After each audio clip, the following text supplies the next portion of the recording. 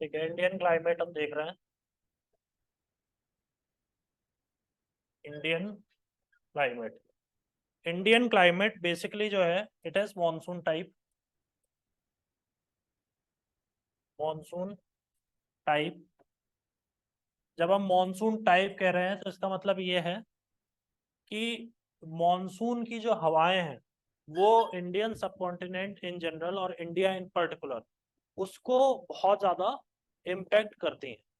और जब मैंने आपको फिजियोलॉजी ऑफ इंडिया चैप्टर पढ़ाया था तब मैंने बताया था कि हमारे यहाँ जो नॉर्थ इंडिया में हिमालयन रेंज है वो इंडिया को एक तंदूर वाला एटमॉस्फेयर बना करके देती है।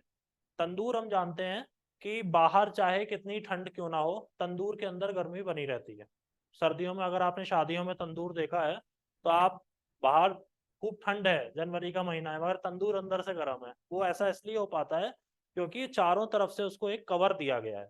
अगर हमारे यहाँ हिमालय ना होता तो ऊपर जो मंगोलिया साइड में, चाइना और मंगोलिया जो ट्रांस हिमालयन एरिया है वहां से, और कहना चाहिए आर्कटिक सर्कल से जो नॉर्थ पोल है वहां से आने वाली ठंडी हवाएं भारत को बिल्कुल एक विंटर डेजर्ट या कोल्ड डेजर्ट बना कर रख देती।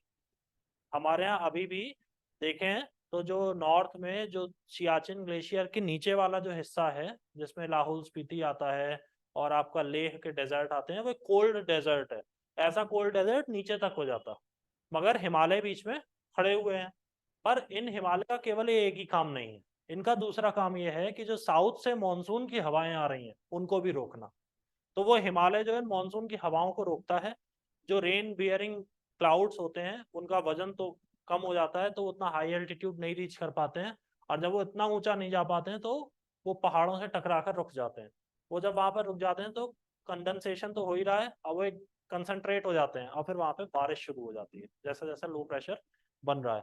तो इस बात का हमें ध्यान रखना है कि मानसून टाइप हमारा, और हमारा जो इंडियन एग्रीकल्चर है वो भी 60% से ज्यादा रेन फेड है। क्या है? रेन फेड है। मतलब बारिश से हमारे यहाँ की खेती किसानी चलती है, बारिश ना हो तो बहुत मुश्किल है। बहुत से एरियाज में आज भी एक भी नहर नहीं है, भारत में एक भी नहर नहीं है। खासतौर पर से महाराष्ट्र वगैरह में जो विदर्भ का रीजन पड़ जाता है बारिश नहीं है, फसल एकदम खराब हो जाती है। ठीक है, ऑल राइट। आपने एक त्योहार सुना होगा मकर संक्रांति का। मकर संक्रांति का क्या मतलब होता है?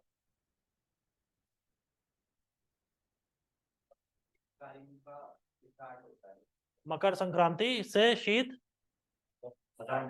ठीक है, ठीक है, शीतकालीन का क्या होता है?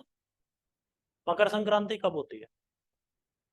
14 जनवरी को। अब मतलब यह है कि वहां से अब ठंड जो है वो पीछे जा रही है। ठीक है, और अब आगे धीरे धीरे करके देखो हमारा जो जो पृथ्वी है बेसिकली, ठीक है, वो गोल घूमती है किसके चारों तरफ? सन के चारों। अगर हम बीच में एक सन ले लें तो हमें ध्यान रखना होगा कि एक इलेक्ट्रिकल मूवमेंट होता है किसका? अर्थ का। इसमें अर्थ की चार पोजीशंस निकल करके आती हैं। ठीक है, इस डायग्राम को जरा आप बना लेंगे मेरे साथ, ये आपके आगे भी काम आएगा। और अर्थ जो है वो 23.5 डिग्री पे झुकी हुई है, टिल्टेड भी है। ये टिल्ट ना होता तो हमेशा एक ही जैसा, एक लैटिट्यूड पर हमेशा एक ही जैसा जो है मौसम बना रहता। जो मौसम बदलते हैं देखो, ऐसा होता है अर्थ में दिन और रात होते हैं रोटेशन की वजह से, और मौसम बदलते हैं रिवॉल्यूशन की वजह से। मगर केवल रिवॉल्यूशन नहीं है, अर्थ का एक टिल्ट भी है। अर्थ 23.5 डिग्री पर झुकी हुई है और तब वो रिवॉल्व करती है सन के चारों तरफ, जिसमें 365 दिन लग जाते हैं। ठीक है, तो इस चीज को ध्यान रखना है। ये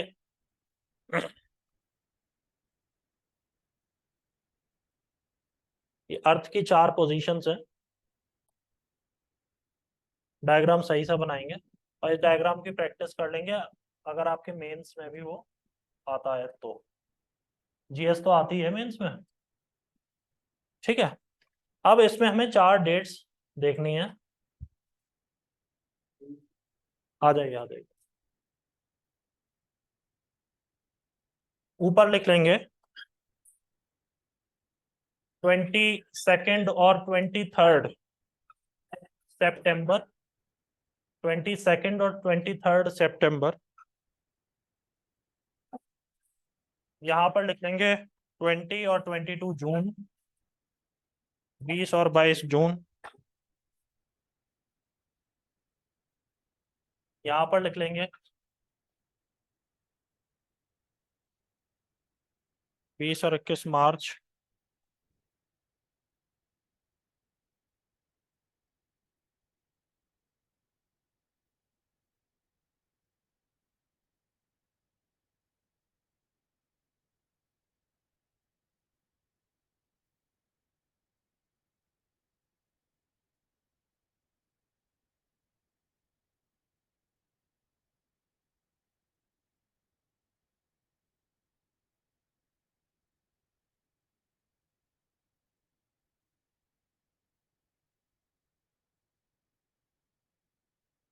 सर आपकी आवाज नहीं आ रही है। ठीक है, जो 22 और 23 सितंबर है, इस पे हम लिख लेंगे ऑटम इक्विनॉक्स। ऑटम इक्विनॉक्स, ठीक है। जो 20 और 21 मार्च है, इसको हम बोलते हैं वर्नल equinox. वर्नल equinox. Sir autumn equinox पे सर डेट क्या है? ऑटम इक्विनॉक्स पर 22 और 23 सितंबर है, ऊपर लिखा हुआ। 22 और 23 सितंबर है। देन 20 और 22 जून पर आप लिख देंगे summer solstice. Summer solstice, summer solstice. और 21 और 22 दिसंबर पर आप लिख देंगे विंटर सॉलिस्टिस। विंटर सॉलिस्टिस, ठीक है। ये डायग्राम पहले बना लीजिए, अर्थ की चारों ओर, और इसका जो डायरेक्शन ऑफ मूवमेंट है वो ये है, ऐसे, ठीक है। ये इधर से ये जाएगा, फिर सितंबर के बाद दिसंबर का महीना आ जाएगा, दिसंबर के बाद फिर मार्च का महीना आ जाएगा, मार्च के बाद फिर जून आ जाएगा। ऐसा ये पृथ्वी गोल गोल गोल गोल घूमती रहती है सूर्य के चारों तरफ। ये बना लिया आपने डायग्राम। एक और नीचे डायग्राम बना लीजिए। जो हमारी जो गोल पृथ्वी है, इसके बीचों बीच क्या है? इक्वेटर। इसको हम क्या बोल रहे हैं? 0 डिग्री। और ऊपर क्या है और नीचे क्या है? Degree. 23 degree 30 minute north, 23 degree 30 minute south. इसको हम बोल रहे हैं ट्रॉपिक ऑफ कैंसर, और इसको हम बोल रहे हैं ट्रॉपिक ऑफ कैप्रिकॉर्न, ठीक है। कर्क रेखा और मकर रेखा, और ये होती है बीच में इक्वेटर है, ये है विषुवत रेखा, ठीक है। जो सूर्य है ना, वो इसका देखो, हमेशा सूर्य जो है वो इसके सामने चमक रहा है, किस पर? इक्वेटर पर। इक्वेटर पर।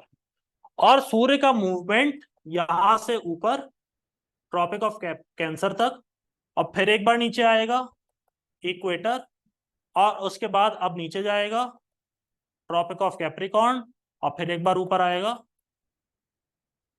इक्वेटर, ठीक है। तो इक्वेटर से ऊपर कैंसर, फिर इक्वेटर, फिर नीचे, और फिर ऊपर, फिर उसके बाद फिर ऊपर। तो अगर आप अभी ये दोनों डायग्राम देख लेंगे तो आपको पता चल जाएगा कि वो जो एक बार ऊपर से फिर नीचे आया, और फिर नीचे से फिर एक बार ऊपर गया, मींस वो ट्रॉपिक ऑफ कैंसर से इक्वेटर पर आया, और फिर ट्रॉपिक ऑफ कैप्रिकॉर्न से भी इक्वेटर पर आया। तो इन्हीं दोनों घटनाओं को हम इक्विनॉक्स बोल रहे हैं। वहां पे आप देखिए 2 इक्विनॉक्स आपने लिख रखे हैं, ठीक है। जब वो इधर होगा ट्रॉपिक ऑफ कैंसर पर होगा जिस दिन सूरज, उसको हम समर सॉलिस्टिस बोलेंगे। और जिस दिन सूरज ट्रॉपिक ऑफ कैप्रिकॉर्न पर होगा उस दिन उसको हम विंटर सॉलिस्टिस बोलेंगे। इसीलिए जब विंटर्स हमारे यहाँ होती हैं, जब जो विंटर सॉलिस्टिस का जो टाइम है, मतलब वो दिसंबर वाला जो टाइम है, उस समय में सूरज यहाँ नीचे चमक रहा होता है ट्रॉपिक ऑफ कैप्रिकॉर्न पर। ट्रॉपिक ऑफ कैप्रिकॉर्न पर आज आपका पहला दिन है ना, आपको चीजें थोड़ी सी समझ में नहीं आ रही होंगी। आ रही हैं? कोई थोड़ा थोड़ा आ रहा है ना? हाँ ठीक है। अलग से बता देंगे अगर कोई प्रॉब्लम होगी तो। ट्रॉपिक ऑफ कैप्रिकॉर्न जो दिसंबर का जो महीना है उस समय सूरज वहां पर चमक रहा होता है, इसीलिए भारत में और नॉर्थ नदर्न हेमिस्फेयर में उस समय में सर्दी होती है और सदर्न हेमिस्फेयर में उस समय गर्मी होती है। अगर आप दिसंबर के महीने में ब्राजील जाएंगे तो चिलचिलाती धूप होगी, परेशान कर देने वाली गर्मी होगी। इस बात का ध्यान रखना होता है। आपने कभी देखा होगा कि जब प्राइम मिनिस्टर का मूवमेंट होता है वो दूसरे देशों में जाते हैं, तो बहुत सी बार होता है कि वो उन्होंने भारत में गर्मी में उड़ान भरी थी कुर्ता पजामा पहन के, और जब वो वहां पे लैंड किए तो उन्होंने ओवरकोट पहना हुआ है। यही इसके पीछे का कारण है, क्योंकि अलग अलग देशों में अलग अलग लैटिट्यूड्स पर अलग अलग टेम्परेचर और वेदर कंडीशंस प्रिवेल करते हैं। ठीक है, तो ये चीजें अभी आपको और क्लियर हो जाएंगी जब मैं आपको मौसम पढ़ाना शुरू करूंगा। इसके अलावा अब आपको एक ध्यान में बात ये रखनी है कि जब भी किसी जगह पर गर्मी होगी तो वहां पर लो प्रेशर कंडीशन बनेगी। ठीक है, कभी भी अगर आप, जैसे आजकल सर्दियों का टाइम है, तो आप अगर आप कभी ध्यान दें, आपने ऑब्जर्व किया हो, आप गीजर में पानी गर्म करते हैं, उसे एक बकेट में निकालिएगा।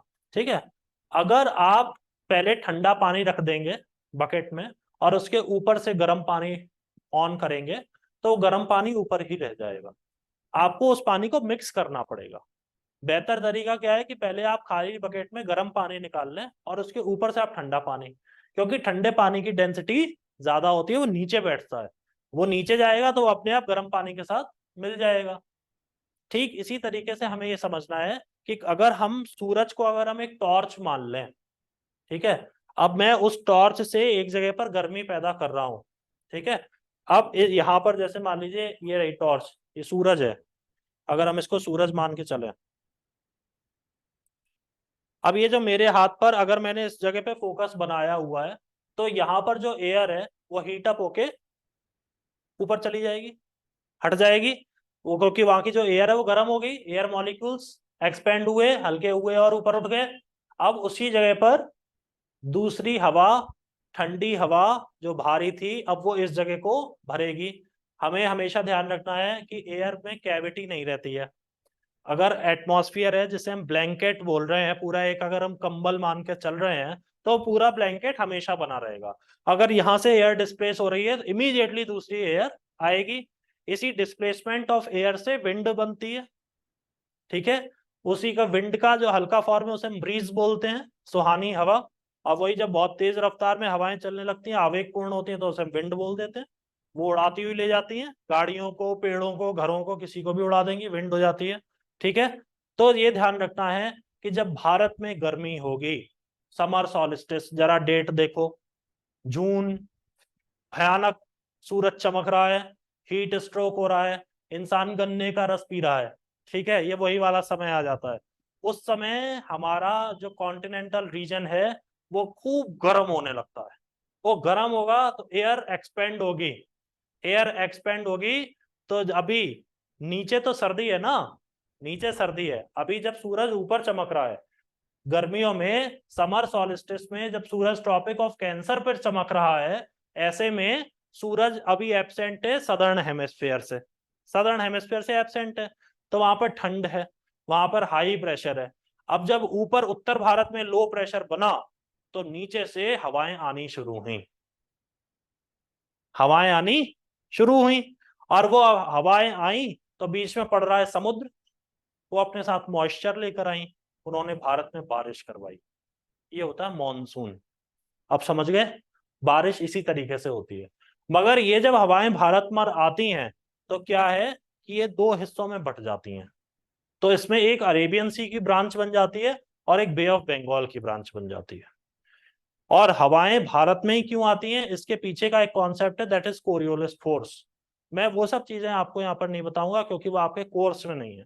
देखो यही प्रॉब्लम है कि जो पेपर बनाने वाले जिन्होंने सिलेबस दिया है, वो बेहतर होता कि वो ज्योग्राफी दे देते, इंडियन ज्योग्राफी ना देते, क्योंकि ये तो उन्होंने आधार में लटका दिया बच्चों को। अब हम क्या करें, और इतना फिर टाइम नहीं है क्योंकि हमें आपके सिलेबस के अकॉर्डिंग काम करना पड़ेगा। चलिए लिखना शुरू करते हैं। और किसी भी एरिया का जो मौसम है वो किन किन चीजों पर डिपेंड करता है, सबसे पहले तो हम ये लिख लेते हैं। तो लिखे डिटर्मिनेंट्स ऑफ क्लाइमेट। वेदर और क्लाइमेट में क्या अंतर होता है, वेदर और क्लाइमेट में, वेदर पर डे का होता है, वेदर है ना, क्लाइमेट होता है 10-15 साल का weather conditions, average weather condition को वहां पे क्लाइमेट 10-15 साल के एवरेज को बोलते हैं। ठीक है। ठीक इसी तरीके से हमारे यहाँ जो मॉनसून का होता है ना, मॉनसून, तो उसको हम एवरेज जो बोलते हैं ना, कि सामान्य से अधिक वर्षा हुई या सामान्य से कम वर्षा हुई, जो मौसम विभाग बोलता है, वो सामान्य क्या है, वो 10 साल का एवरेज है, वो डिकेडल एवरेज होता है, कि एक एरिया में, एक रीजन में पिछले 10 साल से कितनी बारिश हो रही है, इसी मौसम में, इसी महीने में, इस दिन पर कितनी बारिश हो रही है, वो सारा डेटा मौसम विभाग के पास, आईएमडी के पास रहता है। देखिए डिटर्मिनेंट्स ऑफ इंडियन क्लाइमेट, सबसे पहला लिखिए लैटिट्यूडिनल लोकेशन। लैटिट्यूडिनल लोकेशन, देखिए areas in tropical reason, areas in tropical reason, tropical region मतलब ट्रॉपिक से इक्वेटर के बीच का जो हिस्सा है, areas in tropical reason. Sir latitudinal के बाद क्या बोला? लोकेशन, लैटिट्यूडिनल लोकेशन, लैटिट्यूड और लॉन्गिट्यूड पता है क्या होते हैं, क्या होते हैं? हॉरिजॉन्टल होते, हाँ, वो वर्टिकल होते हैं। दोनों में ज्यादा इंपॉर्टेंट क्या है, मतलब इंफॉर्मेशन ज्यादा किससे मिलती है? Latitude, latitude. लैटिट्यूड से ज्यादा इंफॉर्मेशन क्यों मिलती है, और लॉन्गिट्यूड से कम क्यों मिलती है?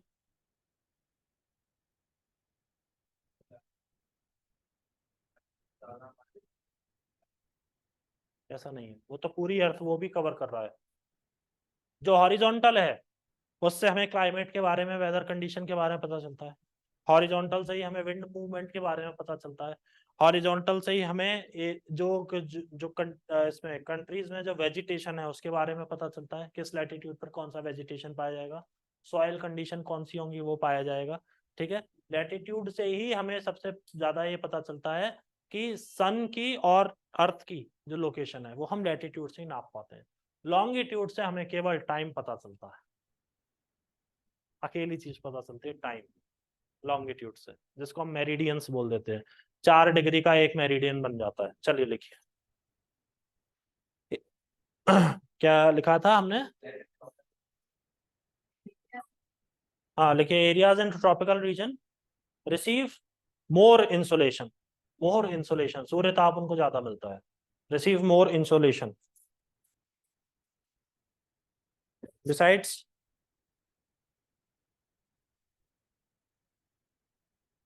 Besides summer temperature are extreme in these regions, summer temperatures are extreme in these regions while winter temperatures are moderate. Summer temperatures are extreme while winter temperatures are moderate.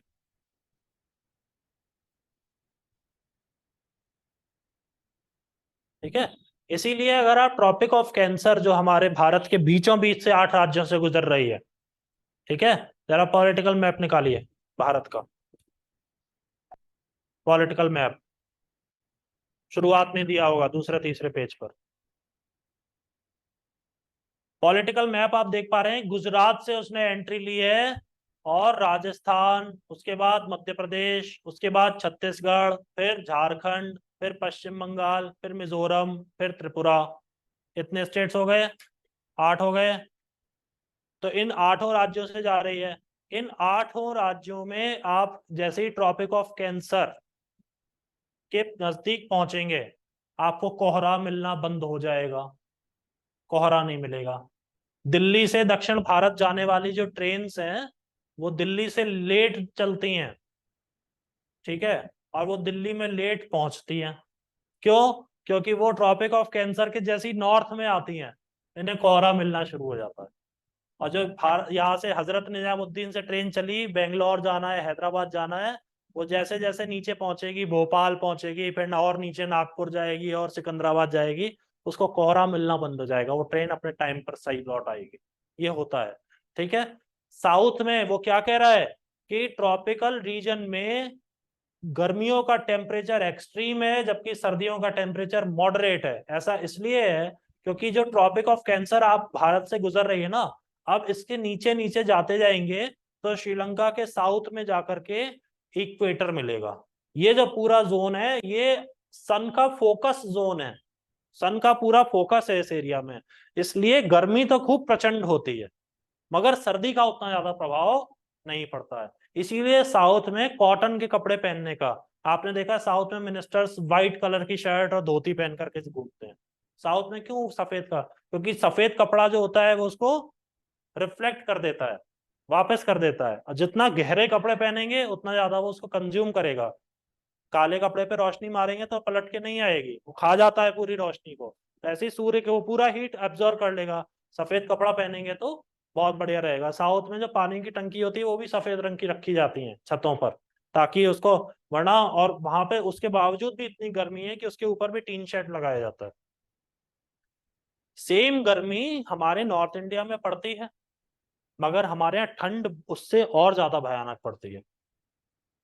गर्मी को इंसान फिर भी झेल ले रहा है, सर्दियों में नॉर्थ इंडिया में लोग मर जाते हैं सर्दी के मारे। कितने गरीब हैं, भिखारी हैं बेचारे, रैन बसेरा सरकार बनाती है, मरे हुए सवेरे मिलते हैं, जबकि गवर्नमेंट ने उनको कंबल बांटे थे, नगर निगम जगह जगह अलाव जला रहा था, उसके बावजूद भी मर गए। तो यहाँ पे गर्मी और सर्दी के पीछे के कुछ कारण अलग हो जाते हैं। उसके पीछे का जो रीजन है वो होता है हमारा ये हिमालयन सिस्टम। वो हिमालयन सिस्टम की वजह से है। और जो ये जो नीचे का जो है ये लैटिट्यूडनल एक्सटेंट की वजह से, दोनों कारण अलग हैं। देखिए नेक्स्ट पॉइंट लिखिए, distance from the sea. Distance from the sea, Goa जाएंगे तो 12 महीना एक ही जैसा मौसम है। गोवा में हमेशा लोग वही पहन के फ्लोरल प्रिंट की शर्ट और हाफ पैंट पहन के घूमते रहते हैं। क्यों ऐसा है? कि समुद्र क्या है ना, समुद्र एक एक मॉडरेटिंग फोर्स का काम करता है। गर्मी हुई, लो बारिश हो गई, सर्दी हो ही नहीं रही है, सर्दी कहाँ से होगी? कोस्टल एरिया में, ठीक है, ऐसा हो जाता है स्पेशली फ्रॉम द सी। देखो सर्दी उन जगहों पर होगी जो बहुत ही एक्सट्रीम नॉर्थ में है। जब आप मैप अभी कंसीडर करेंगे तो आप देखेंगे कि कोस्टल रीजन में भी बहुत सर्दी हो जाती है, मगर हमेशा ये ध्यान रखना है कि कोस्टल रीजन में जो समुद्र जो है वो एक मॉडरेटिंग फोर्स का काम करता है। जितना आप समुद्र के नजदीक रहेंगे, क्योंकि वहां पे लगातार गर्मी बढ़ने से बारिश हो जाएगी तो टेम्परेचर एक मेंटेन रहता है, और आप जितना समुद्र से दूर जाते जाएंगे तो गर्मी और सर्दी उतनी ज्यादा होगी। एक्चुअली क्या है, देखो इसके पीछे का मैं आपको साइंस समझा दूं। जैसे ये हमारा पानी है, ठीक है, अब अगर जो पानी है तो ये अगर ऊपर सूरज चमक रहा है तो इस जो सूरज की जो किरणें हैं ना वो इस पे पड़ रही हैं, तो बेसिकली ये नीचे तक, यहाँ तक जाएंगी पानी में, नीचे तक अंदर जाएगा ना। तो इसका जो सरफेस है, जो जो समुद्र को हीट करना है, जो समुद्र में जो हीट होगा वो सरफेस काफी ज्यादा होता है एक सूरज के लिए। इसलिए समुद्र का पानी गर्म करने में सूरज को समय बहुत ज्यादा लग जाता है। और वही अर्थ क्या है, ये रही, ये सूरज की रोशनी आई, सीधी टकराई, फोकस में एकदम है, एकदम गर्मी हो जाती है। ऐसी सर्दियों में जब ओस गिर रही है या रात है, बहुत ठंडी हवा है, एकदम ठंडा हो जाएगा समुद्र उतनी जल्दी। तो समुद्र को ठंडा होने में भी टाइम लगेगा, समुद्र को गर्म होने में भी टाइम लगेगा। इसलिए समुद्र जो है वो अपने आप में एक मॉडरेटिंग फैक्टर का काम करता है। और ये जैसे ही ज्यादा ठंडा हुआ, इससे हवाएं इधर को चलने लगी, समुद्र में चलने लगी, इसको हम लैंड ब्रीज बोलते हैं। समुद्र के किनारे कभी भी रात में टहलेंगे तो मजा नहीं आएगा, क्योंकि अभी आपकी ओर हवा नहीं आ रही है, आपके यहाँ से हवा वहां जा रही है, यहाँ हाई प्रेशर बना हुआ है। मेरी बात समझ रहे हैं? थोड़ी बहुत समझ में आ रही है? अगर एकदम कूल हो जाएगा तो हाई प्रेशर बन जाएगा लैंड जो है, और हाई प्रेशर बना तो हवाओं का डायरेक्शन समुद्र की ओर हो गया, क्योंकि वहां पर कंपैरेटिवली लो प्रेशर है। ऐसी दिन में क्या होता है, एकदम हीट हो गया, लो प्रेशर बन गया, तो जो धरती पर आप खड़े हुए हैं, कोस्ट पे खड़े हुए हैं, सामने ठंडी ठंडी हवा आ रही है, क्योंकि यहाँ पे लो प्रेशर है। हवा तो मूव करेगी, हवा को आप रोक नहीं सकते हैं। लेकिन distance from the sea, unlike coastal states. अगर ये आपको समझ में नहीं आ रहा है तो आप एक बार उसको खुद को पढ़ेंगे, और आप उसे फिर से जो क्लास है हम उसमें भी इसको कर सकते हैं, ऐसा कोई बात नहीं है। Unlike coastal states, the hinterland states experience, the hinterland states, hinterland HINTER, hinterland, hinterland होता है अंदर का इलाका, hinterland states experience significant hinterland states experience significant temperature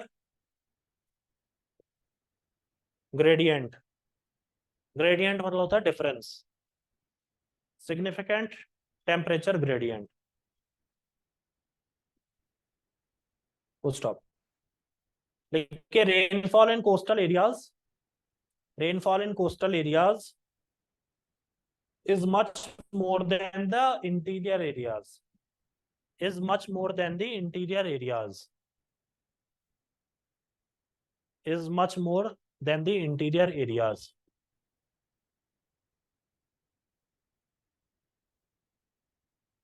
कभी कोलकाता गए हैं, पुरी गए हैं, पुरी? अगर आप इन जगहों में जाएंगे तो वहां पे बहुत ही अजीब सा एक मौसम, ह्यूमिड, बहुत गर्मी है और इंसान पसीना पसीना हो जाता है बेचारा, उसको इतनी मुश्किल हो जाती है वहां पर। क्यों ऐसा है?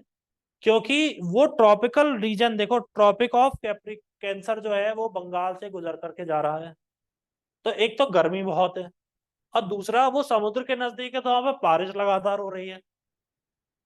तो जब बारिश, गर्मियों में थोड़ी देर बारिश हुई और फिर वो रुक गई, आपको वो बेचैन कर जाएगी, उससे राहत नहीं मिलती है उस थोड़ी देर की बारिश से।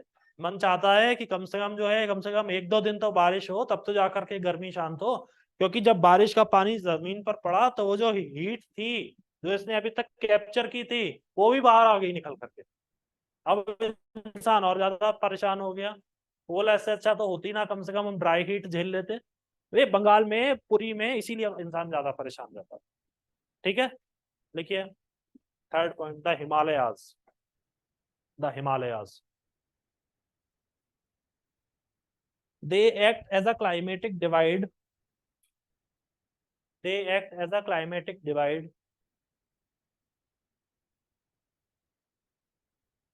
they act as a climatic divide because they protect India from, they protect India from cold waves during winter, they protect India from cold waves during winter, full stop. On the other hand, on the other hand, they obstruct the path of southwestern monsoon. On the other hand, they obstruct the path of southwestern monsoon,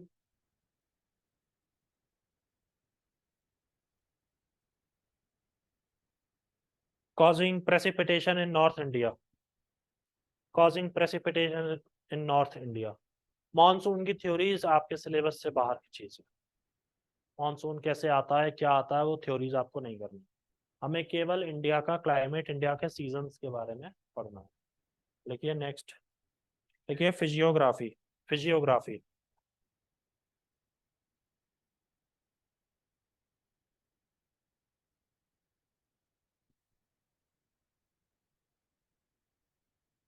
भाई जैसे क्या है, मैंने आपको बताया नर्मदापुरम एक जिला है होशंगाबाद मध्य प्रदेश में। जब हम नर्मदा नदी कर रहे थे उसमें हमने, उसमें आया था कि नर्मदा की एक ट्रिब्यूटरी है बेतवा, वो सॉरी तवा, तवा नदी।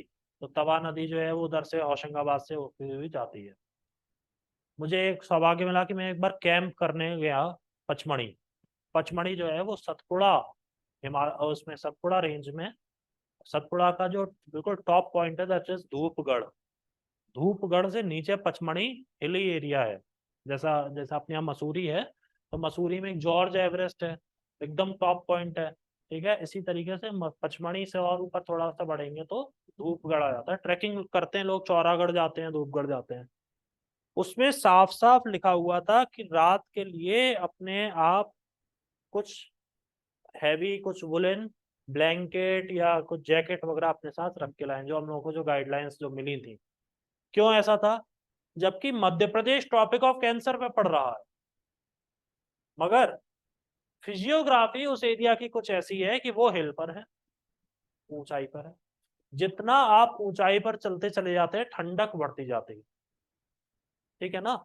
एरोप्लेन में जो बाहर का जो तापमान होता है, एरोप्लेन के अंदर एक आर्टिफिशियल एटमॉस्फेयर क्रिएट किया जाता है, क्योंकि जब एरोप्लेन अपने जब ऊंचाई पर उड़ रहा होता है तो ना तो वहां पे उतनी ऑक्सीजन होती है कि इंसान सांस ले सकेगा, और दूसरा वहां पे इतना फ्रीजिंग टेम्परेचर हो जाता है ऊपर कि प्रॉब्लम हो सकती है लोगों को। एक दो बार घटना हुई कि मिड एयर उसका जो खिड़की है वो टूट गई।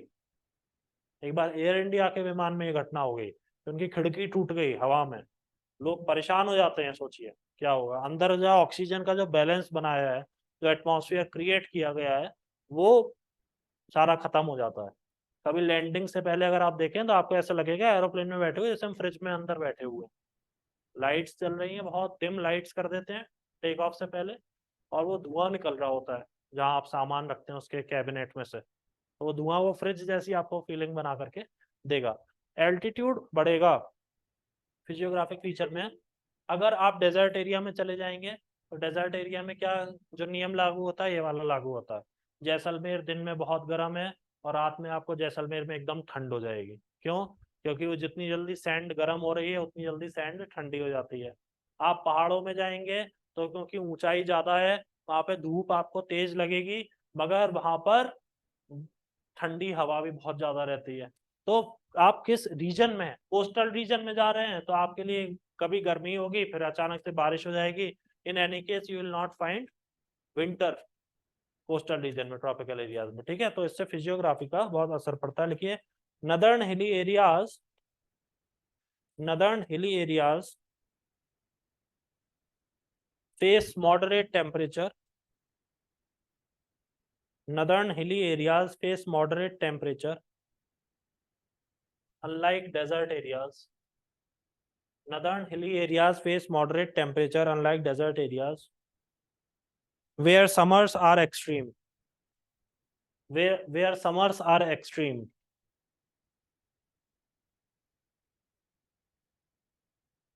Where summers are extreme. देखिए, windward side of western ghats, windward side of western ghats have more precipitation. Windward side of western Ghat, ये हो गया विंडवर्ड साइड भैया। हवाएं आ रही हैं तो इस पे टकराएंगी। जो समुद्र है उसका ये होता है विंडवर्ड साइड, और इधर को बोलते हैं हम लीवर्ड साइड, ये होता है leeward side. Leeward side, windward side and leeward side. देखिए, windward side of western Ghats have more precipitation, whereas leeward eastern ghats have whereas leeward eastern ghats have leeward eastern ghats have less precipitation. Leeward eastern ghats have less precipitation. Next लिखिए, western disturbances. Western disturbances. अच्छा, भारत में ऋतुएं कितनी है? ऋतु कितनी है? कौन कौन सी है? चलो, 4 ऋतु है। सबसे पहली ऋतु कौन सी है? भारत का जो पंचांग है, जो नेशनल कैलेंडर है, बेसिकली वैसे नेशनल कैलेंडर इज शक संवत, मगर हिंदुओं में या मंदिरों में जो पूजन अर्चन होता है वो होता है विक्रम संवत के अकॉर्डिंग, या घरों में भी, क्योंकि उसे लूनर कैलेंडर माना गया है। तो national lunar calendar is Vikram Samvat, while national solar calendar is शक संवत। इस बात में ध्यान रखेंगे। प्रधानमंत्री की अगर आप कोई भी चिट्ठी पढ़ेंगे तो उसमें शक संवत की डेट पहले लिखी जाती है, उसके बाद ही इंग्लिश ग्रेगोरियन डेट लिखी जाती है, वो सरकार की तारीख होती है। तो साल की शुरुआत इंग्लिश कैलेंडर के अकॉर्डिंग, मतलब जो हमारा जो जो पंचांग में जो नए साल की शुरुआत होती है उस समय कौन सा महीना होता है?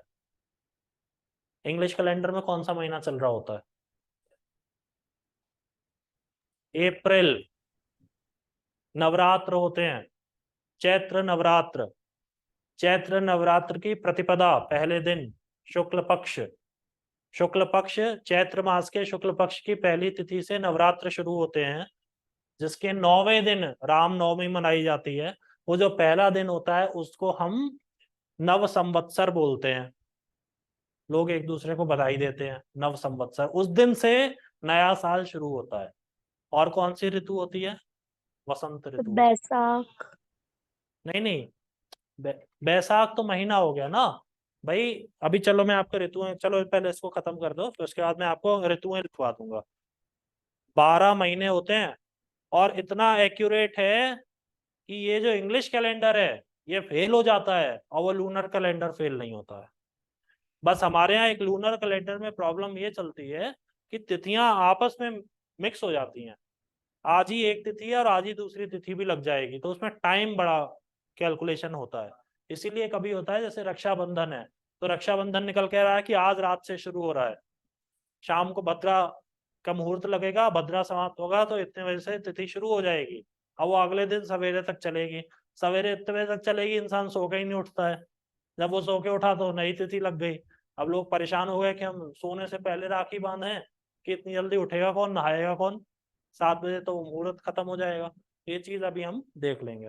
देखिए ट्रॉपिकल साइक्लोन या वेस्टर्न डिस्टर्बेंसेस जो आपने लिखा है, वेस्टर्न डिस्टर्बेंसेस, वेस्टर्न डिस्टर्बेंस को हिंदी में अगर आप कभी न्यूज अगर सुनते हैं, शब्द बोलते हैं पश्चिमी विक्षोभ। पश्चिमी विक्षोभ की वजह से बारिश हो रही होती है। और जो हमारे यहाँ पश्चिमी एक तो ये ऑनलाइन में मेरे ख्याल में दिखता भी नहीं होगा, ब्लू कलर, पश्चिमी विक्षोभ, ठीक है। पश्चिमी विक्षोभ ही आता है जो हमारे यहाँ गेहूं की फसल अच्छी होती है। विंटर्स में जो गेहूं के लिए जो बारिश चाहिए होती है, वो वही बारिश आ रही होती है। जरा वर्ल्ड मैप निकालेंगे, वर्ल्ड मैप, पॉलिटिकल मैप निकालेंगे, और देखिए मेडिटेरेनियन सी, ब्लैक सी और कैस्पियन सी लोकेट करिए। ये लीजिए आप,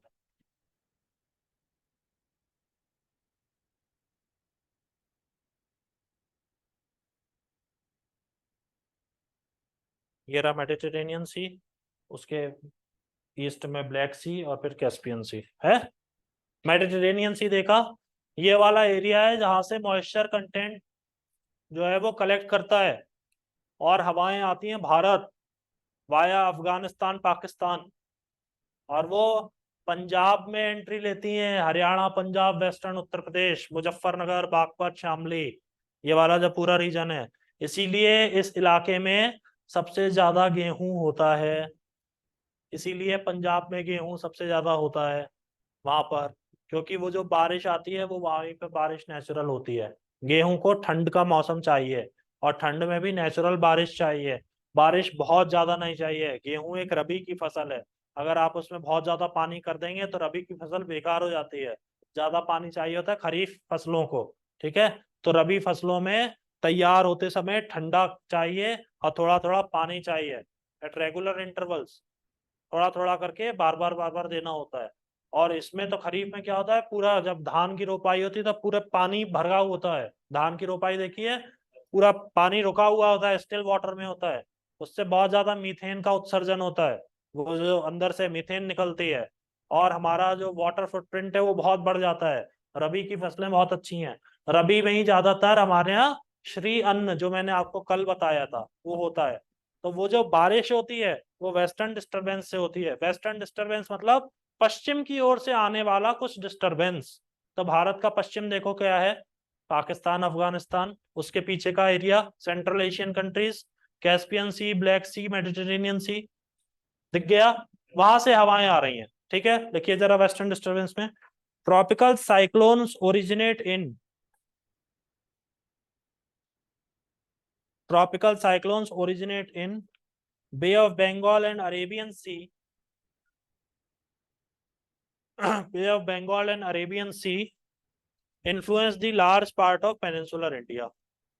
ट्रॉपिकल साइक्लोन्स, कभी हुदहुद आ गया, कभी फैलन आ गया, कभी यास आ गया, ऐसे अलग अलग नाम हो जाते हैं, ठीक है। Tropical cyclones originating in Bay of Bengal and Arabian Sea affect the, या क्या है, influence the large part of peninsular India. Peninsular India का मतलब क्या है, ये पेनिनसुलर इंडिया है, एक ऐसा लैंड मास जो 3 तरफ से पानी से घिरा हुआ है, वो होता है पेनिनसुलर इंडिया। पेनिनसुलर मतलब उसे पेनिनसुला बोलते हैं। Any land mass which is covered by huge water bodies from 3 sides it is known as और चारों तरफ पानी है तो क्या बोलेंगे उस लैंड मास को? आइलैंड बोलेंगे, टापू बोलेंगे। मजूली आइलैंड है ना। ठीक है। हाँ, ब्रह्मपुत्र में। और आलिया बेट कहाँ पर है? बताया हुआ आलिया बेट आइलैंड, नर्मदा नदी में पढ़ो, पता चलेगा। भरूच डिस्ट्रिक्ट गुजरात, मैप में भी दिया हुआ है आलिया बेट। कोई बात नहीं, लिखो cyclones majority of cyclones originate in Bay of Bengal. अब जैसे ये लाइन है ना, majority of cyclones originate in Bay of Bengal, इसके पीछे पूरा 1 घंटे का लेक्चर है, इतनी सी लाइन के पीछे कि ऐसा क्यों है जब हम ट्रॉपिकल साइक्लोन, मगर वो आपके सिलेबस में नहीं है तो हम क्या करें, है ना। भाई जैसे आप हम किसी क्लास में पढ़ रहे हैं तो हमारी मजबूरी है कि हमें उसका सिलेबस फॉलो करना पड़ेगा। अब आप वो 10वीं में और हम आपको 12th की ट्रिग्नोमेट्री पढ़ाने खड़े हो जाएं तो बात मजा नहीं आया ना, फिर बच्चा परेशान हो जाएगा, वो वाली बात है। देखिए, majority of cyclones originate in Bay of Bengal and most of them are born and most of them are born during retreating monsoon and most of them are born during retreating monsoon, that is October to December. Retreating monsoon, that is October to December. Retreating monsoon, retreat मतलब होता है अब वापस जा रहे हैं। 26 जनवरी के बाद 29 जनवरी को beating the retreat ceremony Delhi में होती है, विजय चौक पर। ये जितने बैंड आए थे देश भर से, आर्मी कंटीजेंट के साथ जो बैंड्स आए थे, अब वो सारे बैंड्स उस शाम को झंडा उतारने से पहले 1-1.5 घंटा बैंड बजाएंगे और राष्ट्रपति जी को सलामी देंगे कि साहब इस साल का कार्यक्रम पूरा हुआ, अब हम अपने रेजिमेंट को वापस जा रहे हैं। That is the beating the retreat ceremony. ठीक है। और उसके बाद झंडा उतार दिया जाता है एंड वो होता है official completion of Republic day celebration. जो जो 25 तारीख की शाम से राष्ट्रपति के अभिभाषण से जो कार्यक्रम शुरू होता है, और 25 तारीख की शाम को, ये आप ध्यान देखना, कभी भी 25 जनवरी की शाम को ही हमेशा पद्म पुरस्कार की घोषणा की जाती है कि किसको पद्म पुरस्कार मिला है, पद्मश्री, पद्म भूषण। वो कार्यक्रम वहां से शुरू होता है और रिट्रीट सेरेमनी 29 तारीख को खत्म होता है। मॉनसून का रिट्रीट क्या हुआ? वो कह रहे हैं नवंबर दिसंबर।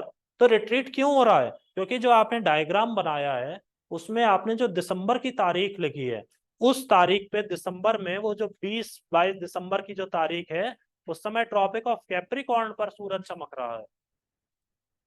ठीक है। इसका मतलब है कि वो 1 दिसंबर तक जो है वो सदर्न हेमिस्फीयर में पहुंच चुका था वो सूरज जो है। अब वो वहां पर लो प्रेशर बना रहा है और comparatively high pressure northern hemisphere में है। भारत में भी हाई प्रेशर है, तो अब हाई हाई प्रेशर से हवाएं साउथ की ओर जाने लग गई। इसी को हम बोल रहे हैं कि जो हवाएं नीचे गर्मियों में आई थी, अब वो रिट्रीट कर करके वापस साउथ में जा रही हैं। इसको हम बोल रहे हैं रिट्रीटिंग मॉनसून। इसीलिए नवंबर दिसंबर में चेन्नई में बारिश होती है। नवंबर दिसंबर में चेन्नई में बारिश होती है, और इधर बारिश अभी गर्मियों में चेन्नई में कम होती है। इसीलिए साउथ इंडिया में जितनी कैपिटल सिटीज हैं उसमें सबसे ज्यादा प्रॉब्लम चेन्नई में होती है, मुश्किल हो जाती है गर्मियों के टाइम में। चलो लिखो जरा। ना ये पॉइंट आपको समझ में आया रिट्रीटिंग मॉनसून क्या चीज है? कि जैसे ही दिसंबर में सूरज उधर बढ़ेगा सदर्न हेमिस्फीयर में, हेमिस्फीयर तो सब जान रहे हैं ना भाई, इक्वेटर बीच में है, ऊपर नॉर्थ है, नीचे साउथ है, हेमिस्फीयर्स हो गए। तो ये तो ज्योमेट्री का कॉन्सेप्ट हो गया। ठीक है। लिखिए, and influence the weather conditions, and influence the weather conditions along the eastern coast of India, along the eastern coast of India, along the And east, influence. and influence the weather conditions along the eastern coast of India, along the eastern coast of India, along the eastern coast of India। इस चीज को समझने के लिए jet stream theory का सहारा लेना पड़ता है। अब मैं उतना आपको डिटेल में नहीं करा रहा हूँ। ठीक है। ये चाइना तिब्बत के पास में तिब्बतन प्लेट्यू पड़ता है जिसे रूफ ऑफ द वर्ल्ड बोलते हैं। बेसिकली जब सर्दियां पड़ती हैं, नॉर्थ इंडिया में बहुत ज्यादा ठंड हो जाती है, हाई प्रेशर कंडीशन बनती है, तो हवाएं आती हैं यहाँ से और वो हवाएं इस पे टकराती हैं और वो 2 भागों में बट जाती हैं। अब ये जो भाग आया ना, ये हवाएं जा रही हैं तो बे ऑफ बंगाल पे चल रही है ना हवा, इसलिए मॉइस्चर कंटेंट क्रिएट वो कलेक्ट कर रही है, और यही सारी बारिश ये जो है चेन्नई में कराएगी। वो क्या कह रहा है कि it influence the weather condition along the eastern coast of India, Coromandel coast, eastern coast, Chennai जहां पर है। और क्या क्या है, पाराद्वीप है, विशाखापट्टनम है, ठीक है। और क्या है, और क्या है, कौन कौन सी नदियों के माउथ पड़ते हैं? सबसे पहले, सबसे पहले नॉर्थ, सबसे पहले ऊपर महानदी है, महानदी के बाद गोदावरी के बाद कृष्णा के बाद कावेरी नदी हो गया, ठीक है। चलो देखो, in the winter, next paragraph, in the winter season, in the winter season north India experiences light to moderate rainfall. In the winter season north India experiences light to moderate rainfall, light to moderate rainfall which leads to abrupt fall in air temperature, which leads to abrupt fall, which leads to abrupt fall in air temperature, So bringing light to light to moderate rainfall, which leads to abrupt fall in air temperature, light to moderate rainfall which leads to moderate which leads to abrupt fall in air temperature, bringing snowfall in the Himalayas, bringing snowfall in the Himalayas and cold waves in the northern plains, and cold waves in the northern plains। अभी 2 दिन की बारिश हुई थी देहरादून में, जिसके बाद से ठंडाई आज तक ठंडा भी चल ही रही है, अब तो बढ़ती जाएगी। और 2 दिन की बारिश में श्री केदारनाथ धाम में बर्फबारी हो गई, 2 ही दिन की बारिश। वो क्या था, दैट वाज वेस्टर्न डिस्टर्बेंस, ठीक है। वहां से हवाएं आई और उसने बारिश करवा दी और एकदम से ठंडक बढ़ गई। मैं एक बार दिसंबर के महीने में अंबाला गया, कैंप था स्कूल का, ठीक है। और एयरफोर्स स्टेशन है अंबाला, उसका केंद्रीय विद्यालय था वो। मैं केवी का हूँ ना, तो केवी में ही हम लोग का अलग अलग जगह वेन्यू पड़ जाता था। केंद्रीय विद्यालय एयरफोर्स स्टेशन अंबाला, केवी नंबर 1 अंबाला में है। अरे भाई वहां तो जो ठंड होती है, गजब की ठंड।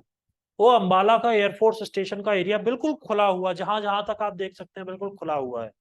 वहां पे ऊंचे पेड़ वगैरह नहीं होते हैं, क्योंकि एयरबेस के पास में ज्यादा ऊंचे पेड़ नहीं रखे जाते हैं, क्योंकि वहां पे वो बना हुआ है। हम लोग अपने खिड़की के ऊपर, जो फर्स्ट फ्लोर से हमें रात में उसके एरोप्लेन के लैंडिंग के टाइम में जेट की लाइट्स नजर आती थी। दिन में तो क्योंकि बाउंड्री पर पेड़ लगा रखे हैं उन्होंने, इसलिए दिन में नहीं दिखता है, बाकी रात में दिखता था। मैं वहां पे सवेरे उठा और नहाया, मुझे पता नहीं था कि यहाँ पे इन्होंने गर्म पानी का इंतजाम किया होगा कि नहीं किया होगा। मैंने नल खोला और इट वॉज दिसंबर, सवेरे 4 बजे ठंडे पानी से जब नहाया, उसको ऐसा लगा जैसे मैं मर गया हूं, मैं जिंदा नहीं। बिल्कुल ना आपकी चीख मुंह से बाहर निकलेगी और ना आप जिंदा महसूस कर पाएंगे, पूरा शरीर आपका ऐसा हो जाएगा जैसे अगर आप हरिद्वार में गंगा में। अच्छा, गंगा की क्या खास बात है, अगर आप सवेरे सूरज निकलने से पहले गंगा में जाएंगे तो पानी आपको थोड़ा सा ठीक ठीक मिलेगा। उसका पानी गुनगुना होता है, ल्यूक वार्म होता है। जैसे जैसे सूरज बढ़ता है वैसे वैसे गंगा और ठंडी होती चली जाती है। ये खास बात है गंगा के पानी की। मुझे इसके पीछे का समझ में नहीं आया ऐसा क्यों होता है, मगर ऐसा ही होता है। और वहां पे जब मैं नहाया, वहां पे क्या था, कोल्ड वेव शुरू हो गई थी अंबाला में। अंबाला से हरियाणा, और मीन्स मेन हरियाणा में ही पड़ता है अंबाला। और उसके बाद से फिर और ऊपर आप जैसे जैसे बढ़ते जाओगे तो फिर पंजाब, पंजाब में और ऊपर आप पठानकोट से और आगे जाओगे तो जम्मू। ये जो पूरा रीजन है ये प्लेन रीजन है, इसमें पहाड़ नहीं है उतने, मगर यहाँ पे कोल्ड वेव से इतनी ठंडक हो जाती है कि इंसान परेशान हो जाता है। कहो हफ्तों हफ्तों तक धूप ना निकले, बहुत मुश्किल हो जाती है रहने के लिए। देहरादून में एक बात अच्छी है, पहाड़ी इलाकों में एक बात अच्छी होती है कि पहाड़ पे हमेशा धूप निकलती है। जो पहाड़ का जो मौसम प्लीजेंट बोला जाता है, वो प्लीजेंट इसीलिए होता है कि कितनी भी ठंड क्यों ना हो, यहाँ पर धूप हमेशा निकल आती है। देहरादून में भी हमने कोहरा कभी नहीं देखा होगा, और दिखता भी है तो वो सुबह के टाइम में, अल सुबह अगर आप उठें तो आपको कोहरा दिखेगा, और फिर सूरज निकल आता है, धीरे से कोहरा समाप्त हो जाता है। प्लेन्स में ऐसा सुख किसी को नहीं है, प्लेन्स में तो जबरदस्त कोहरा हो ही जाता है। देखिए वेस्टर्न डिस्टरबेंस, नेक्स्ट पैराग्राफ लिखेंगे, western disturbance which is a class of temperate cyclone, which is a class of temperate cyclones, originate in the Mediterranean Sea, originate in the Mediterranean Sea. Class of temperate cyclones, temperate cyclones मतलब जो ठंड में आते हैं, ठंडे इलाकों से आते हैं। Temperate cyclone originate in the Mediterranean Sea. Mediterranean Sea की खास लोकेशन है, जरा खोलेंगे वर्ल्ड का मैप। मेडिटेरेनियन सी के नॉर्थ में आपको यूरोप मिलता है और साउथ में आपको अफ्रीका मिलता है। वहां पर है स्ट्रेट ऑफ जिब्राल्टर। जरा देखो भाई, आपने कितनों ने एल्केमिस्ट किताब पढ़ी है, पाओलो कोएल्हो की लिखी हुई? किसी ने पढ़ी है एल्केमिस्ट? द एल्केमिस्ट जरूर पढ़िएगा। वो जो ओम शांति ओम शाहरुख खान की पिक्चर आई थी ना, जिसमें उन्होंने डायलॉग बोला था, आप किसी चीज को शिद्दत से चाहें तो पूरी कायनात से, वो बेसिकली पाओलो कोएल्हो की लिखी हुई लाइन है। चुरा ली और थैंक्स भी नहीं बोला, बताया भी नहीं। एटलीस्ट एक जैसे लिख देते हैं ना, धूम्रपान सेहत के लिए हानिकारक है, एटलीस्ट ऐसे ही नीचे लिख के दे दो कि लाइन चुराई हुई है, मगर वो भी नहीं बताया। देखो मेडिटेरेनियन सी को देखो, उत्तर में यूरोप है और साउथ में उसके दक्षिण में जो है पूरा अफ्रीका है। ठीक है। और ये जो कौन सा देश है, मोरक्को है। मोरक्को ग्रीन कलर का कौन सा देश है? मोरक्को देखना है अफ्रीका में। मोरक्को ही तो है कि अल्जीरिया है? अल्जीरिया है क्या? और मोरक्को है? मोरक्को है। तो मोरक्को और ये इधर से स्पेन का जो सदर्न पार्ट है, ये बना रहा है स्ट्रेट ऑफ जिब्राल्टर। देखो जरा, स्ट्रेट ऑफ जिब्राल्टर बना रहा है कि नहीं बना रहा है? ऐसे नहीं मिलेगा, यूरोप खोलना पड़ेगा। यही लिख लिया आपने, यूरोप खोलो, पीछे जाओ ना, आगे आगे ना आपके। देखो स्ट्रेट ऑफ जिब्राल्टर अफ्रीका में देख लो भाई, अफ्रीका में देख लो, मोरक्को के उत्तर में स्ट्रेट ऑफ जिब्राल्टर, उसके ऊपर स्पेन है। ठीक है, मिल गया। इसे कहते हैं, कोई मेटाफर होता है इंग्लिश में, किसी को जैसे तमगा दिया जाता है ना, कोई बहुत वैसा अपराइट है ना, जिसको जिसको डिगाना बड़ा मुश्किल है, उसको कहते हैं he is a Gibraltar rock, he is a Gibraltar rock. वहां पे एक पत्थर है, जिब्राल्टर का रॉक है, वो ऐसा है। अच्छा, अफ्रीका से दिखता है वो, और यूरोप से भी, आप जिधर भी कोस्ट में खड़े हो जाओगे वो आपको नजर आ जाएगा, जिब्राल्टर रॉक। ठीक है, ये स्ट्रेट ऑफ जिब्राल्टर है। चलो, तो ये वाला जो रीजन है, यहाँ से वो आते हैं हवाएं, इस रीजन से हवाएं आती हैं, बीच में उसको कैस्पियन सी और ब्लैक सी भी मिल जाता है, जिससे वो मॉइस्चर कंटेंट कलेक्ट करता है, और वो भारत की ओर आती है वाया अफगानिस्तान एंड पाकिस्तान। ठीक है, अफगानिस्तान देख लो, पाकिस्तान के वेस्ट में पड़ता है। अफगानिस्तान हमारा मित्र देश है। जब जब पाकिस्तान भारत को परेशान करता है, अफगानिस्तान पाकिस्तान को परेशान कर देता है। ये लोग यहाँ शुरुआत करते हैं, वो पीछे से उनको परेशान करना शुरू कर देते हैं, वैसे ही पाकिस्तान चुप पे बैठ जाता है, अब कुछ नहीं। ठीक है, ये जो पाकिस्तान के जितने मेडल लगे हुए हैं ना, जनरल जो मेडल लगाते हैं, वो सब उसी फ्रंट पे लड़ाई है, क्योंकि यहाँ तो कोई मेडल मिलने की स्थिति रहती नहीं है इनकी। भारत से तो ऐसा पिट के वापस जाते हैं कि कौन ही मेडल पहनाएगा, वो अफगानिस्तान से कर लेते हैं, वहां से मेडल आ जाता है उनका। देखिए, western disturbances which is a class of temperate cyclones originate in the Mediterranean see when warm air of Africa, ये इसीलिए मैंने आपको दिखाया था, when warm air of Africa meets cold air of Europe. Cold air Europe की इसलिए क्योंकि Europe के नॉर्थ में आर्कटिक सर्किल है, नॉर्थ पोल है। वहां से हमारे यहाँ एक कहावत कही जाती है कि कभी भी दक्षिण की ओर पैर करके मत सो, बोला जाता है, कभी आपने सुनी है? दक्षिण यमराज की दिशा है, मृत्यु की दिशा दक्षिण बोली गई है, सुना है? दक्षिण की ओर। इसके पीछे का जो लॉजिक है मैं आपको बताऊं, जब आप दक्षिण की ओर पैर करेंगे तो आपका सिर उत्तर की ओर हो ही जाएगा, जाहिर है। अगर आप एक नॉर्मल इंसान है तो दक्षिण की ओर पैर है तो उत्तर की ओर सिर होगा, और उत्तर की ओर सिर होता है तो आर्कटिक सर्कल, नॉर्थ पोल का जो मैग्नेटिक फोर्स है वो इतना ज्यादा है कि अगर आप रोज उसी दिशा में सिर करके सोएंगे, 8-8 घंटे तक लेटे रहेंगे, तो आपकी याद रखने की क्षमता पर असर पड़ेगा, तो आपका दिमाग पर उसकी मैग्नेटिक फोर्स सीधा असर डालेगी उत्तर दिशा में, इसलिए कहते हैं सिर करके नहीं सोना चाहिए। अब इतना समझाए कौन? तो न मृत्यु की दिशा, अरे मृत्यु की दिशा कौन सी दिशा नहीं है? जिस दिशा से ट्रक आ जाता है वही दिशा मृत्यु की दिशा बन जाती है, सभी दिशाएं मृत्यु की हैं। आप अलर्ट नहीं है तो आप जिस दिशा में जा रहे हैं वही दिशा मृत्यु की साबित हो जाएगी। पश्चिम में क्या मौत नहीं होती लोगों की? तो इसलिए हमेशा बात ये ध्यान रखनी कि जो नॉर्थ है, भाई नॉर्थ आर्कटिक सर्कल है, बहुत ठंडा है, बहुत ही ठंडा है, जहां से कहते हैं आर्यंस भारत आए थे, एक थ्योरी दे की जाती है। 6 महीने के दिन और 6 महीने की रात, ये आर्कटिक सर्कल की खास बात है, ऋग्वेद में इसका उल्लेख मिलता है। उस रीजन से ठंडी हवाएं यूरोप आती हैं, और वही यूरोप से हवाएं मेडिटेरेनियन सी में ठंडी हवा पड़ रही है, और अफ्रीका से गर्म हवा पड़ रही है। वहां पे बनता है फ्रंट, फ्रंट से हवाएं पैदा हुई और वो भारत की ओर बढ़ चली। लिखिए, when warm air of Africa meets cold air of Europe over Mediterranean Sea, they form fronts, they form fronts। Front का मतलब है दो विपरीत स्वभाव की हवाओं का मिलना, तो फ्रंट बन जाता है। जैसे दो अलग अलग नेचर के लोग मिल जाते हैं तो उनमें आपस में क्या हो जाता है, रंज हो जाता है, ठीक है, फ्रंट हो जाता है, ठीक है, झगड़ा हो जाता है ना, दो अलग अलग स्वभाव के लोग मिल जाते हैं तो ऐसे ही दो अलग स्वभाव की हवाएं बन गई, तो उनमें भी एक तरीके से समझ लें झगड़ा हो गया है, फ्रंट बन गया है। देखिए, Mediterranean Sea, they form fronts which eventually takes the shape of temperate cyclone, which eventually takes the shape of temperate cyclone,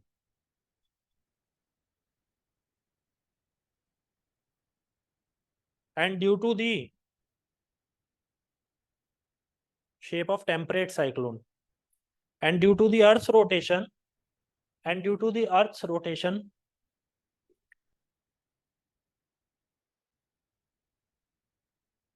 it moves to east, it moves to east, passing through तुर्की है, passing through Turkey है, तुर्की की spelling देखेंगे, passing through Turkey है, comma Iraq, Iran, Afghanistan, Turkey, Iraq, Iran, Afghanistan,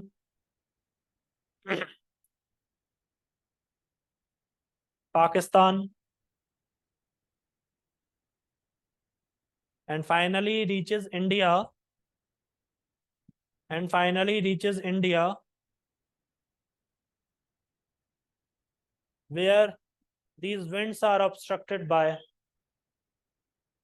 where these winds are obstructed by the Himalayas, where these winds are obstructed by the Himalayas. Okay, they are beneficial for rabi crops, they are beneficial for the rabi crops। आपको ARO का ही paper इसका देना है, RO ARO का क्या, कौन सा paper देना है आपको?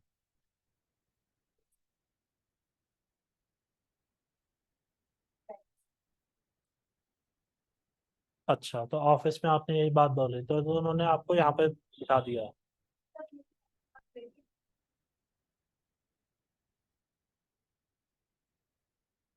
हाँ, क्योंकि डेमो क्लास आप ले लेंगे, फिर आपको हो सकता है शिफ्ट कर दिया जाएगा मेन क्लास में, ये बात ध्यान रखनी होगी, ठीक है। Because if you are preparing for the IAS, तो वहाँ पे सिलेबस आईएएस वाला ना, साहब वाला सिलेबस है वहाँ पे। ऑल राइट, देखिए, सीजन्स ऑफ इंडिया,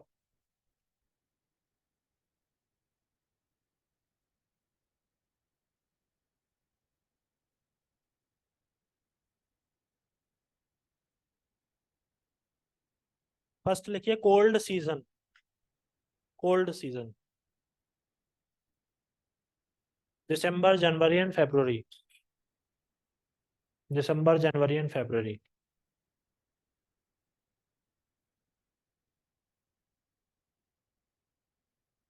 देखिए, it is a 3 month long season where January is the coldest month. It is the 3 month long season where January is the coldest month.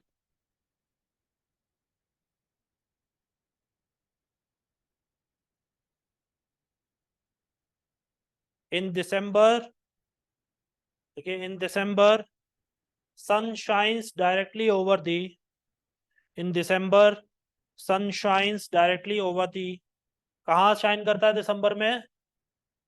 Tropic of Capricorn, Tropic of Capricorn, and there is high pressure in the Indian subcontinent, and there is high pressure in the Indian subcontinent.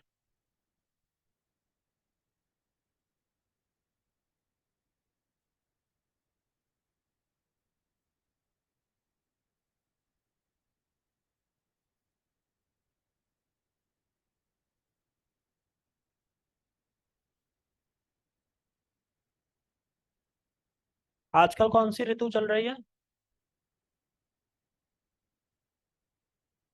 अभी कौन सी नवरात्र बीती है पीछे? शारदीय नवरात्र, शरद ऋतु चल रही है। ठीक है, तो ऋतु है अभी, मैं इसके बाद आपको करवा दूंगा। लिखिए, sun shines directly over the tropic of Capricorn and there is high pressure in the Indian subcontinent but low pressure in Indian Ocean. But low pressure in the Indian Ocean. Low pressure in the Indian Ocean.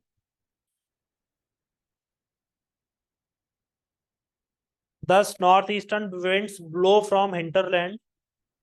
Thus northeastern winds मतलब north eastern direction से आ रही हैं, भारत के north eastern direction से wind blow from hinterland to ocean and therefore they do not bear rains. Northeastern winds blow from hinterland to ocean and therefore they do not bear rains.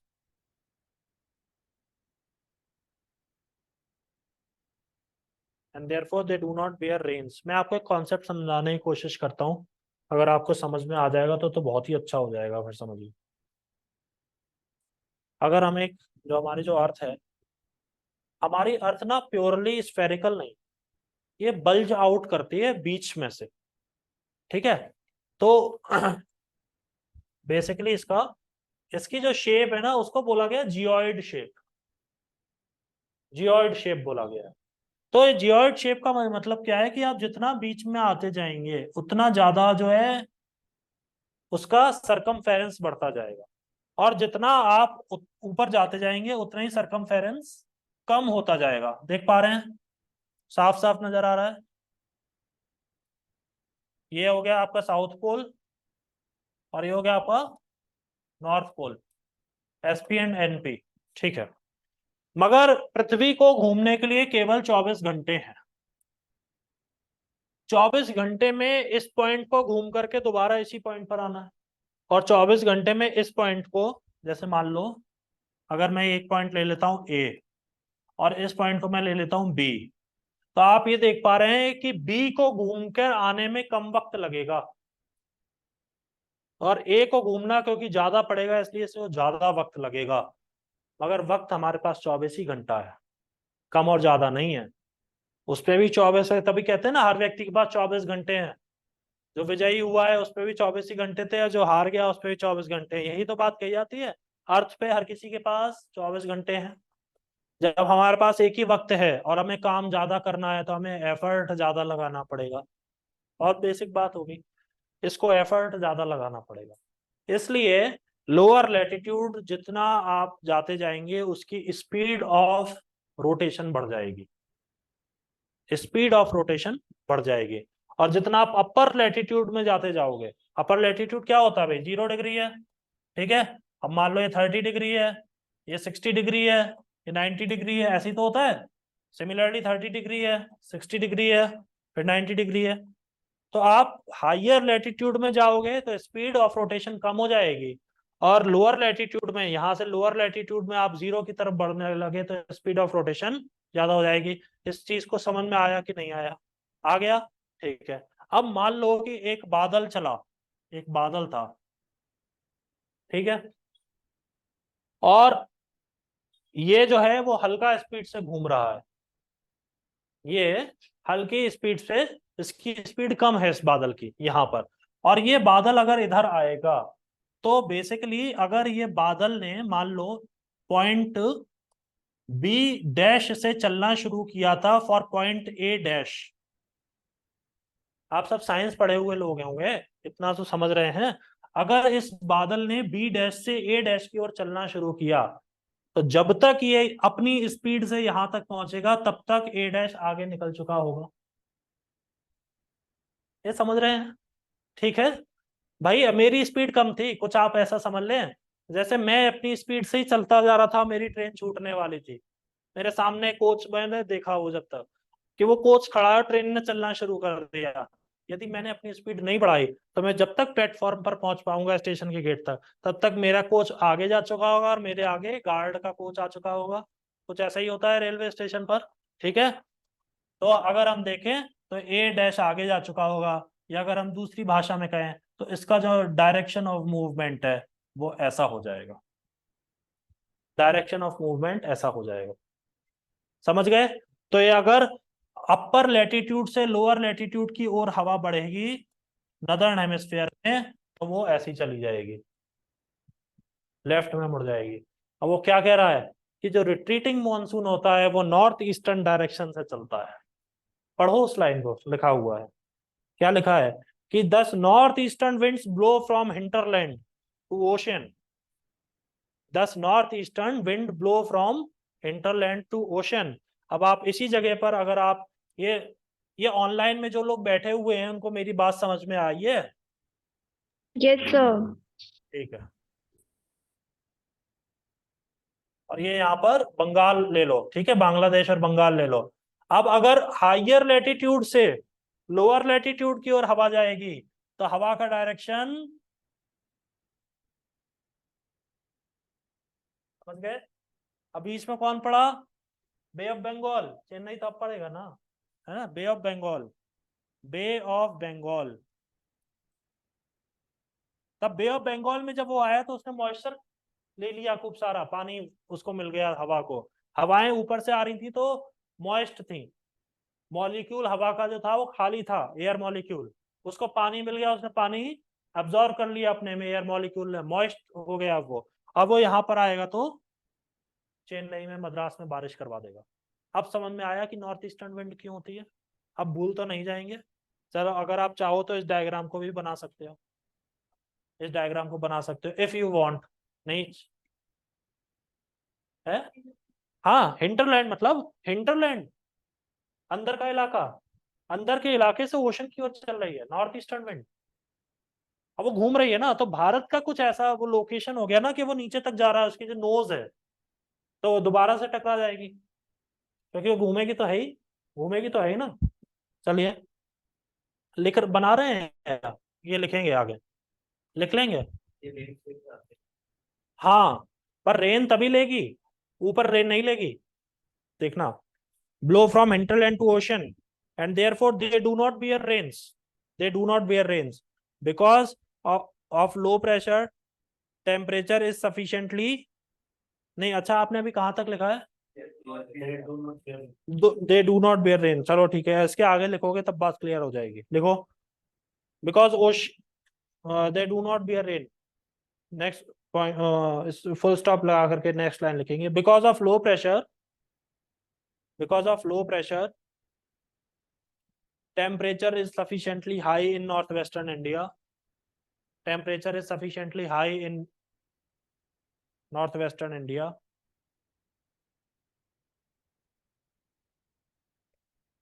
there is a weak low pressure area in southern India, there is a weak low pressure area in southern India, comma Arabian Sea and Bay of Bengal, there is a weak low pressure area in southern India, comma Arabian Sea and Bay of Bengal,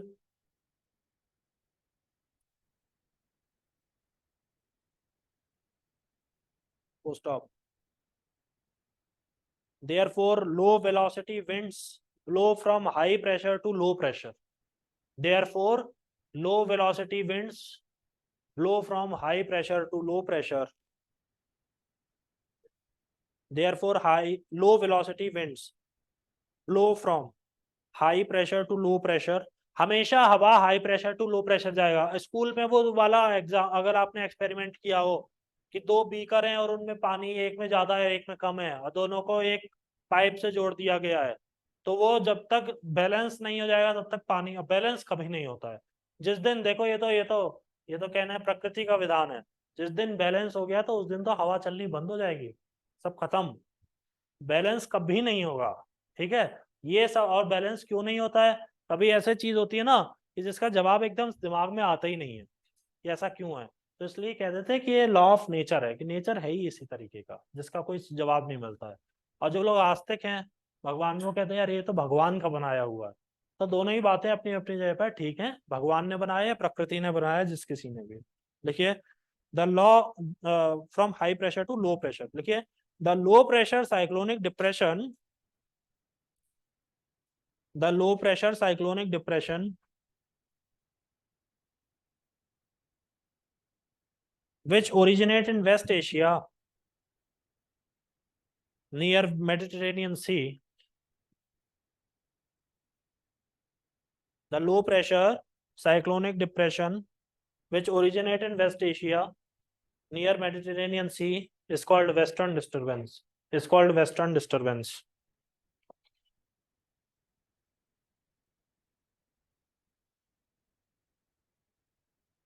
Is called Western disturbance. वो जो आपने कहा जो मद्रास वाला point है ना, वो आएगा जब हम रेनी सीजन करेंगे, रेनी सीजन में वो बात आ जाएगी। तो जब आप दोनों सीजन्स को मिला करके पढ़ेंगे, उसमें बोलते हैं हम साउथ वेस्टर्न मानसून और एक होता है नॉर्थ ईस्टर्न मानसून। तो जब आप विंटर सीजन के साथ नॉर्थ ईस्टर्न मानसून पढ़ेंगे तब आपको पूरी बात समझ में आएगी। ठीक है, चलिए। जिसको हम वेस्ट एशिया बोलते हैं उसे अमेरिका क्या कहता है? Middle east. Middle east. आजकल इंग्लिश न्यूज अगर आप सुनेंगे तो उसमें लिखेंगे कि war zone in the middle east, क्योंकि अगर आप वर्ल्ड का पूरा मैप देख रहे हैं तो अमेरिका के लिए ईस्ट क्या हुआ? ईस्ट हुआ Japan, Japan, China, Singapore, Thailand, Malaysia, ये सब ईस्ट है। एशिया में हम इसे बोलते हैं साउथ ईस्ट एशिया। ठीक है, और एशिया, एशियन कंट्रीज में हम अपने वेस्ट वाले को हम बोलते हैं वेस्ट एशिया। हम लोग खुद हैं साउथ एशिया, मगर अमेरिका की शब्दावली में अमेरिका हमें बोलता है इंडो पैसिफिक, उनको बोलता है ईस्ट। जब आप एशियन की बात करते हैं, यूरोप में एशियन का मतलब होता है वो सारे देश जैसे एक्चुअली जो साउथ ईस्ट एशिया है, Thailand, Indonesia, Malaysia, Korea, China, Japan, ये सब वो लोग बोलते हैं एशियन है, ये तो एशियन है। उनका मतलब है एशियन का मतलब जो मंगोलियन ट्राइब होती है, जिनकी आंखें छोटी होती हैं, जिनके लड़कों के दाढ़ी नहीं आती है, ठीक है, उनका कद कम होता है, ये सब उनके कुछ, जब ह्यूमन ज्योग्राफी में जब वो पढ़ते हैं, जब इनकी ट्रेट्स पढ़ते हैं तो ऐसे ही होते हैं। वो बहुत गोरे होते हैं, धूप में जाते हैं तो उनके मुंह लाल हो जाता है, तमतमा जाता है चेहरा एकदम। वो कुछ उनकी ट्रेट्स होती हैं, ठीक है, वो सब वो एशियन। अमेरिका इन देशों को, ये जो अपने जो अरेबियन कंट्रीज हैं, इसको वो बोलता है मिडिल ईस्ट। ईस्ट के जाते में जब बीच में जो पड़ जाएगा वो मिडिल ईस्ट पड़ जाएगा, और हमारे लिए क्या है, ये वेस्ट एशिया हो गया है। ठीक है इस बात को ध्यान रखना। कभी भी जब भी इंडो पैसिफिक बोलते हैं तो इंडो पैसिफिक का मतलब है अपना एरिया। ठीक है, पैसिफिक ओशन और भारत की तरफ का। जरा देखो इसमें पैसिफिक ओशन कहाँ है, अभी इतनी बात चली है तो मैं बता ही देता हूँ। भारत कहाँ पर है? भारत है, ठीक है, और ये क्या हुआ? Pacific area. ठीक है, तो ये इंडिया और ये पूरा पैसिफिक ओशन, ये यहाँ से और यहाँ से, ये देखो ये पूरा जुड़ा हुआ है। ये पृथ्वी गोल है, इसको ऐसा ना समझें कि अलग है, अलग है, जो ये है वही ये है। ठीक है, तो ये पैसिफिक ओशन है, तो इस पूरे रीजन को इंडो पैसिफिक बोल देता है अमेरिका। अमेरिका के लिए प्रायोरिटी सेक्टर है इंडो पैसिफिक। क्यों है? क्योंकि इंडिया, यहीं पे चाइना है, और यहीं पे वियतनाम है, यहीं पे भारत है। भारत और वियतनाम ही वो दो देश हैं जो चाइना की एक्सपोर्ट हेजेमनी को सामने सामने से चुनौती दे पाने की शक्ति रखते हैं। ठीक है, चलो लिखो भाई। 4 to 5 such disturbances visit India। देखिए 4 to 5 such disturbances visit India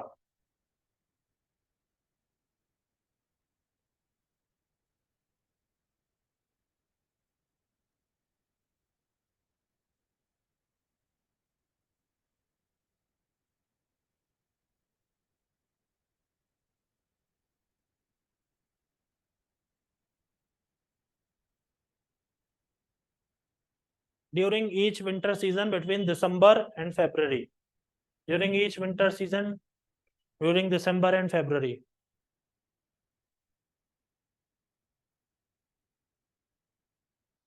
तो आपके दिमाग में ये बात नहीं आई कि भाई मेडिटेरेनियन सी में अगर डिस्टरबेंस बनता है तो भारत क्यों आता है? हमारे यहाँ जो मूवमेंट ऑफ अर्थ है वो है वेस्ट टू ईस्ट, तभी ईस्ट में सूर्योदय सबसे पहले होता है। तो जब वो अर्थ घूम रही है तो जो फोर्स लग रहा है उसी के साथ वो भारत की ओर आता है, जब हवा चलेगी। जो अर्थ का जो घूमने का तरीका है ना, तो उसी के साथ वो साथ में आता है। देखिए, once the western disturbance is dissipated, once the western disturbance is dissipated, DISSIPATED, dissipated, it is characterized by clear sky, it is characterized by clear sky with low humidity, with low humidity, it is characterized by clear sky with low humidity, low temperature and rainless for most of the Indian subcontinent. Low humidity, low temperature, and is rainless for most of the Indian subcontinent. For most of the Indian subcontinent. देखिए, isotherms are generally parallel from east to west. Isotherms are generally parallel to from east to west.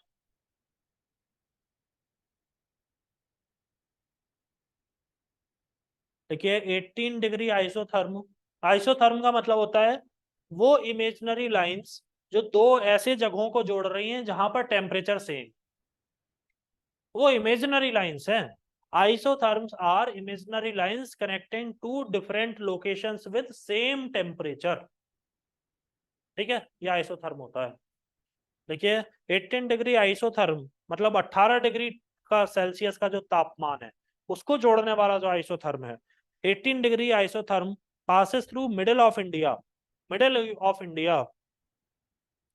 connecting Tapi Valley and Mahanadi Delta, connecting Tapi Valley and Mahanadi Delta.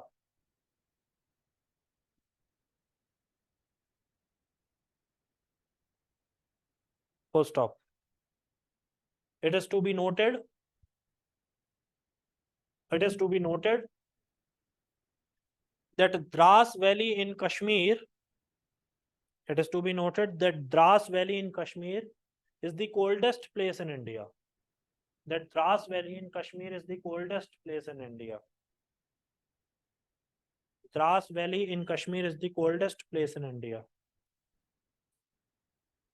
ठीक है, तो हम इसको यहाँ पर रोकते हैं। समर सीजन हम कल की क्लास में करेंगे। Thank you.